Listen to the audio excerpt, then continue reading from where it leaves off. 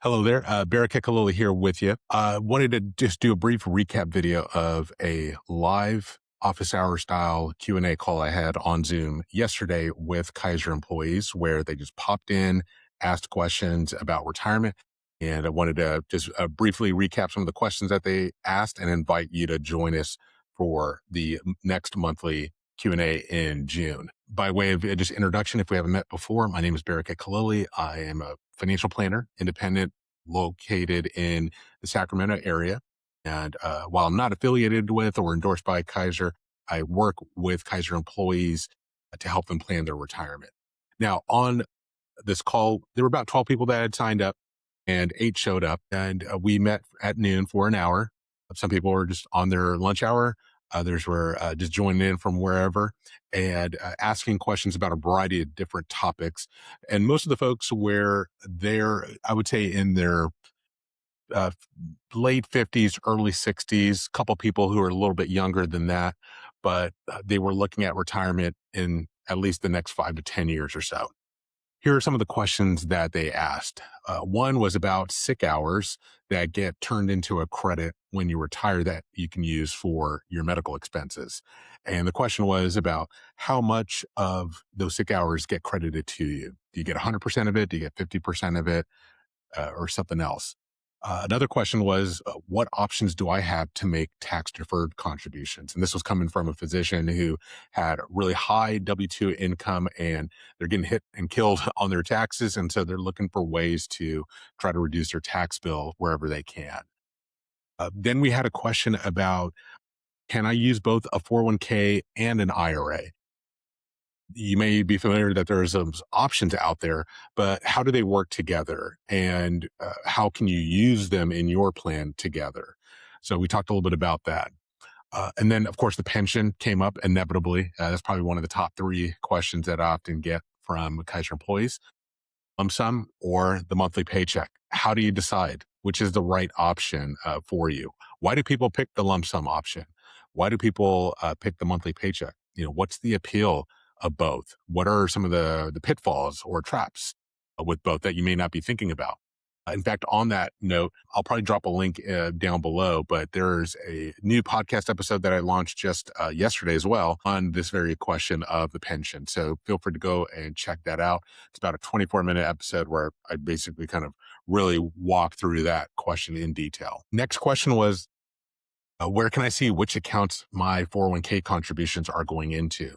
This was coming from a nurse who is on the, or actually, no, she wasn't a nurse, but she was on the union side. So it was with Vanguard. She can see her account balance, but wanted to see where can she review and maybe change if she wants to the paycheck contributions coming out of her paycheck and going into the okay. And how much can go is going to the traditional side, how much is going to the Roth side. Then we had a question on what's the best sequence for pulling money out of your different investment accounts when you're in retirement, which if you got multiple accounts, you got a 401k, you got IRAs, you got Roth IRAs, you got individual or joint brokerage accounts, and then you may have just regular savings accounts at the bank.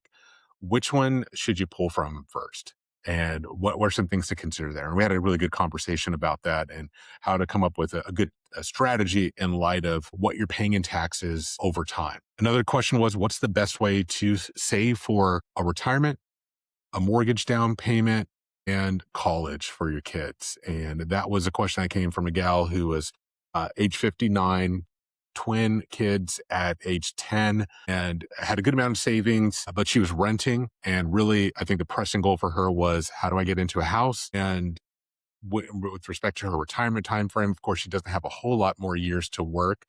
And so she's kind of tentatively thinking about retiring or working till about age 70. But we've talked about how can you kind of sequence these goals in the right way so that you're making progress on all 3 fronts with the limited amount of time that you have available? What income estimate should I use when shopping for health insurance on the Covered California exchange? That came from a gal who has a higher income today, but she knows that when she's retired, she'll have a much lower income.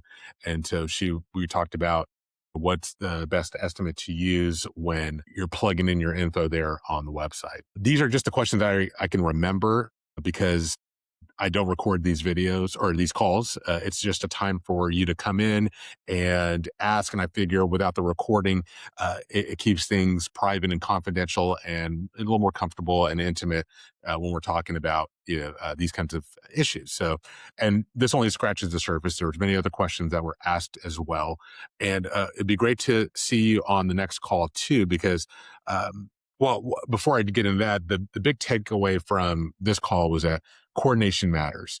As one of the ladies said, there's all these different factors that you have to consider. There's the pension, the 401k or your IRA, Social Security, your taxes, healthcare. All these things connect together. And you don't want to make a decision about these different things in isolation from each other. You want to look at the big picture and make a decision where it's all kind of coordinated together. So get one decision wrong and it just ripples through everything else.